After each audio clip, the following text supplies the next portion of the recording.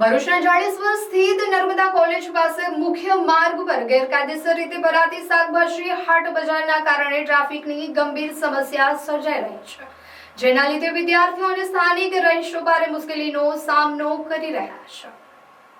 અગાઉ નર્મદા કોલેજ પાસેના ખેતરમાં ગુરુવારે હાટ બજાર ભરાતી હતી, જેમાં અવારનવાર ચોરીના બનાવ બનતા હોવાની અને ટ્રાફિક જામની સમસ્યા અંગે સ્થાનિકોએ વહીવટીતંત્રને અનેકવાર રજૂઆતો કરી હતી। તાજેતરમાં વરસાદી માહોલના કારણે તે ખેતરમાં પાણી ભરાઈ જતા અને કાદવ કીચડ થતા હાટ બજાર બંધ થઈ ગઈ હતી, પરંતુ આ બજારમાં આવતા વેપારીઓએ હવે કોલેજની બહાર મુખ્ય માર્ગ પર આડિંગો જમાવ્યો છે। રોડની બંને બાજુએ પાથરણા પાથરીને વેપાર કરવામાં આવતા મુખ્ય માર્ગ સાંકડો બની ગયો છે। આ માર્ગ જાડેશ્વર ચોકડીથી પૂર્વ પટ્ટીના 25થી વધુ ગામોને જોડતો મુખ્ય રસ્તો છે, જ્યાં સાંજના સમયે વાહન ચાલકોની ભારે અવરજવર હોય છે। કોલેજ છૂટવાના સમયે બહાર આવતા વિદ્યાર્થીઓને રોડ પરના દબાણોના કારણે જીવના જોખમે પસાર થવું પડે છે। પરિણામે ટ્રાફિક જામની સાથે અકસ્માતોની શક્યતા પણ વધી ગઈ છે।